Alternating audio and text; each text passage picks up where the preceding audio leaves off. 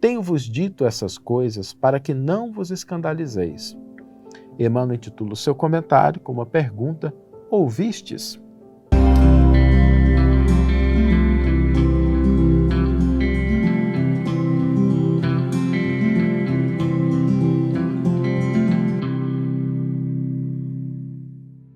Olá, meus amigos, olá, minhas amigas, sejam todos muito bem-vindos ao programa Reflexões com Emmanuel. E hoje nós vamos refletir sobre uma postura que nós adotamos frequentemente quando nós nos aproximamos de uma proposta religiosa de qualquer natureza. Normalmente, quando a gente se aproxima de uma proposta religiosa, existem dois caminhos, a gente costuma dizer no meio espírita, que é ou pelo amor ou pela dor, e normalmente são esses dois elementos mesmo. Ou a gente está passando por alguma dificuldade, por algum problema, por alguma situação de conflito, e a gente busca na religião uma solução para essa situação pela qual a gente está passando. Uma melhora, um equilíbrio, nada de errado com isso, não tem nenhum problema em que isso seja o móvel daquilo que nos aproxima, que a gente busque solução. Pois a gente busca o esclarecimento, o entendimento, e isso tudo também faz parte, está dentro do jogo, está valendo, nenhum problema. Qual que é o risco e o problema que surgem? O risco e o problema surgem quando nós acreditamos que a aproximação a uma proposta religiosa, de qualquer expressão, ela significa um passaporte para uma felicidade, uma tranquilidade intermináveis. Aí surge o problema. Porque quando a gente acredita nisso, em primeiro lugar, nós começamos a agir de maneira ingênua em relação ao momento em que nós estamos. Nós vivemos num determinado estágio da humanidade em que existem problemas, existem dores, existem desafios, eles estão presentes. E ignorá-los seria a gente tentar fechar os olhos para uma realidade que bate à nossa porta frequentemente. Então faz parte da nossa experiência terrena esses momentos de dores, de dificuldades, de problemas, de empecilhos.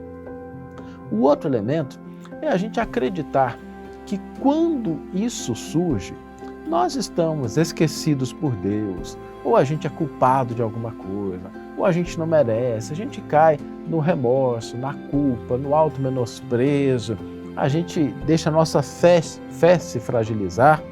E aí é um outro problema também muito grande. Então, para que a gente lide com maior maturidade com a nossa condição de estarmos encarnados, de a gente estar vivo, nós precisamos entender que essa condição, ela pressupõe situações, circunstâncias de dores, de desafios, de problemas. Isso faz parte da nossa vida. E quando eles surgem, isso não significa que a gente está esquecido de Deus, não significa que Deus nos abandonou, não significa que a gente fez uma coisa muito errada e agora a gente está pagando. Às vezes a gente tem essa concepção, não é?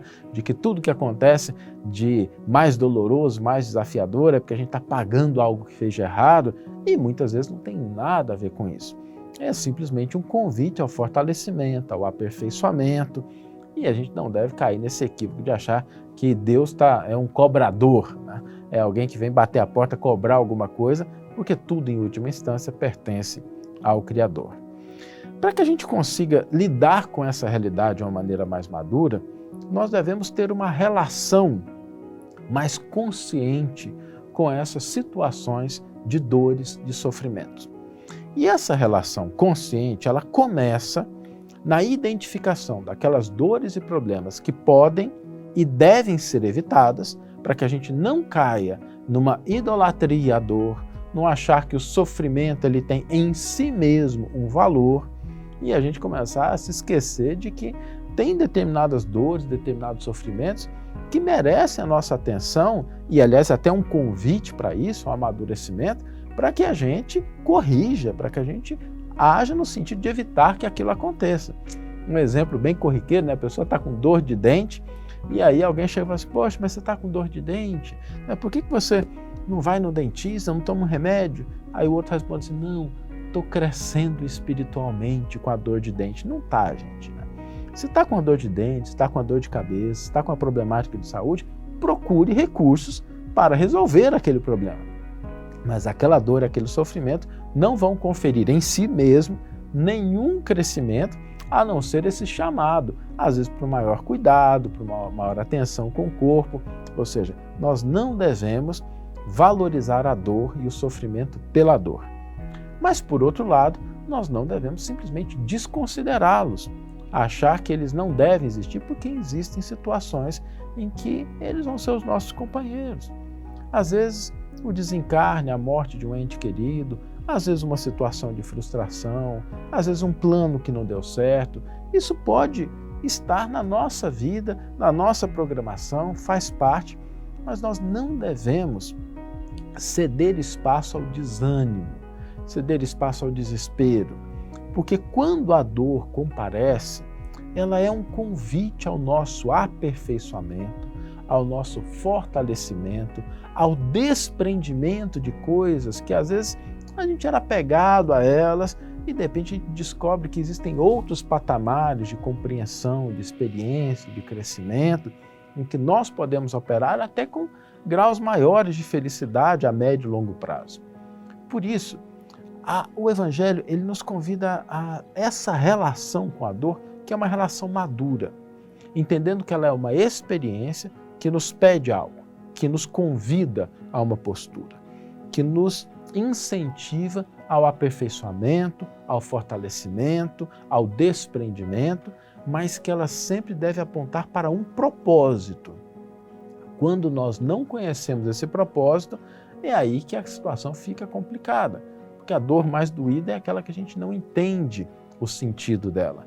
Por isso a gente precisa compreender, olhar para a dor e ter uma relação madura. A gente nem ceder, no sentido de supervalorizar, e nem a gente ignorar. Mas sentar com ela de vez em quando e dizer assim, dona dor, o que é que você está me pedindo? O que é que você quer desenvolver? Qual é a sua mensagem? Porque uma vez que a gente entenda isso, nós desenvolvemos essa relação mais madura, mais consciente com as experiências dolorosas que vão nos encontrar nos caminhos da vida e a gente não corre risco de tropeçar. Porque a dor, na estrada do nosso crescimento, ela é como uma pedra que é colocada na estrada. Aquela pedra não foi colocada ali para que a gente ignore e a gente às vezes tropeça e cai e machuca. Ela não foi colocada simplesmente para que a gente se revolte e comece a dar chute na pedra com os pés, o que pode simplesmente agravar o sofrimento. Ela foi colocada para que a gente tenha a atenção, para que a gente desenvolva a capacidade de dar a volta, de contornar o obstáculo e seguir adiante. Vamos ler agora a íntegra do versículo e do comentário que inspiraram a nossa reflexão de hoje. O versículo está no Evangelho de João, capítulo 16, versículo 1, e nos diz: Tenho-vos dito essas coisas para que não vos escandalizeis. Emmanuel intitula o seu comentário com uma pergunta: ouvistes?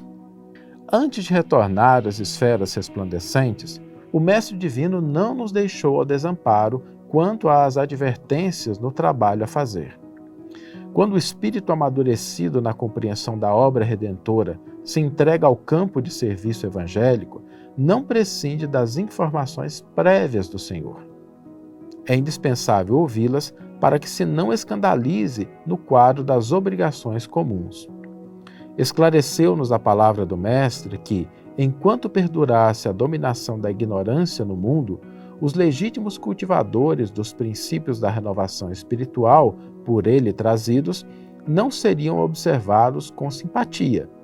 Seriam perseguidos sem tréguas pelas forças da sombra. Compareceriam a tribunais condenatórios para se inteirarem das falsas acusações dos que se encontram ainda incapacitados de maior entendimento. Suportariam remoques de familiares estranhos à iluminação interior. Sofreriam a expulsão dos templos organizados pela pragmática das seitas literalistas.